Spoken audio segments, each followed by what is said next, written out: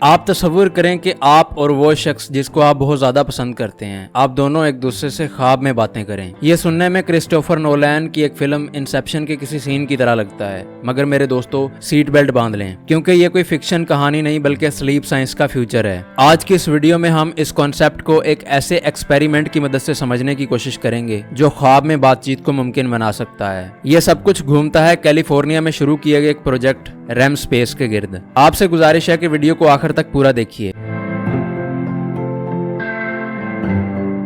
इस तजर्बे के इम्पैक्ट को अच्छी तरह समझने से पहले हमें लूसिड ड्रीमिंग के बारे में समझना चाहिए। क्या सोते में कभी आपने हकीकत में ये महसूस किया है कि आप ख्वाब देख रहे हैं? इसी को लूसिड ड्रीमिंग कहते हैं। ये एक ऐसा खूबसूरत लम्हा होता है जब आपको ये मालूम होता है कि आप इस वक्त ख्वाब की हालत में हैं, आप ख्वाब देख रहे हैं, और आपको इस चीज का भी एहसास होता है कि आप ख्वाब में जो कुछ देख रहे हैं आप उसे कंट्रोल नहीं कर सकते। यहाँ एक और चीज है जिसके बारे में आपका जानना बहुत ज्यादा जरूरी है, और वो है REM, rapid eye movement. Rapid eye movement एक ऐसी स्टेज है कि जब आप नींद में होते हैं तो आपकी आंखें इधर उधर बहुत तेजी से हरकत कर रही होती हैं, और यही चीज ख्वाब के दौरान भी होती है। लूसिड ड्रीमिंग उस वक्त होती है जब आप अपनी नींद के रैपिड आई मूवमेंट फेज के अंदर दाखिल हो चुके हों, और यही वो स्टेज है जहां हम अजीबोगरीब ख्वाब देखते हैं। और अब रिसर्चर्स इन ख्वाबों को कंट्रोल करने की कोशिश कर रहे हैं। वो इस सवाल का जवाब जानने की कोशिश कर रहे हैं कि क्या ख्वाब के अंदर दो लोग एक दूसरे के साथ कम्युनिकेट कर सकते हैं।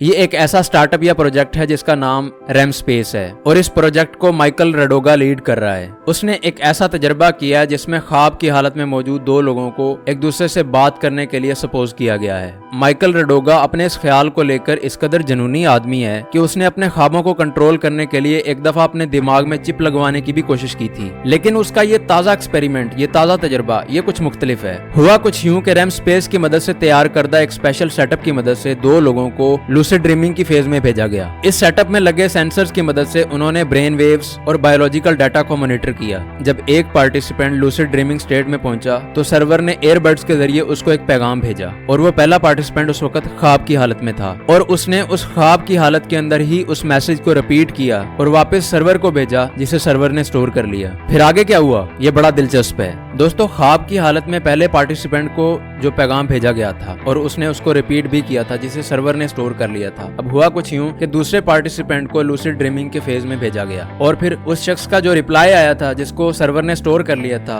वही पैगाम आगे दूसरे पार्टिसिपेंट को ख्वाब की हालत में भेजा गया, और उस शख्स ने ख्वाब की हालत में वो मैसेज रिसीव किया, और जब वो बेदार हुआ तो वो उसका जवाब देने के बिल्कुल काबिल था। उसने उसका जवाब दिया, और ये तजर्बा सिर्फ एक बार नहीं किया गया बल्कि इसे बार बार दूसरे लोगों पर भी आजमाया गया, और इसका नतीजा मस्बत निकला। ख्वाब में एक दूसरे से बातचीत करने का जो हाइपोथेसिस था वो कामयाब हो गया है।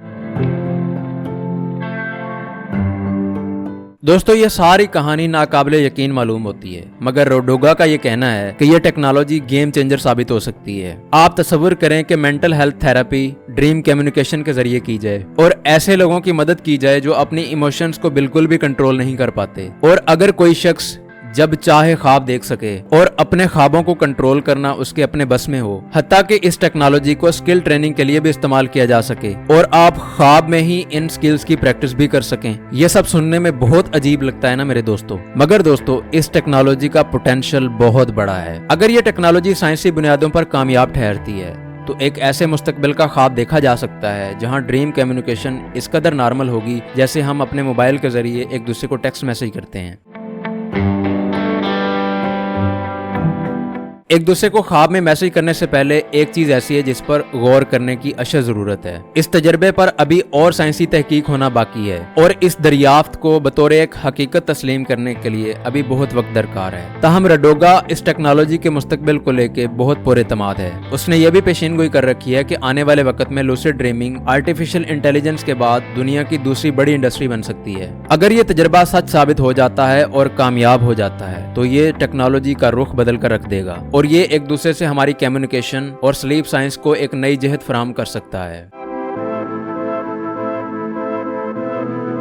तो दोस्तों आपको क्या लगता है, क्या वाकई आने वाले वक्त में हम ख्वाब में एक दूसरे से बात कर सकेंगे? आप इस बारे में हैरान हूं या परेशान हूं, लेकिन एक बात हकीकत है, रैम स्पेस की तरफ से किए जाने वाले इस तजर्बे के बारे में पूरी दुनिया में बात हो रही है, और ये नामुमकिन को मुमकिन बनाने के लिए एक कदम और करीब हो चुकी है। आपकी इस बारे में क्या राय है?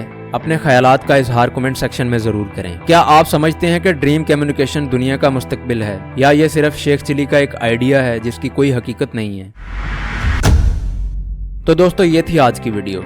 मुझे उम्मीद है कि ये वीडियो भी आपको बहुत अच्छा लगा होगा और इससे आपके इल्म में बहुत इजाफा भी हुआ होगा।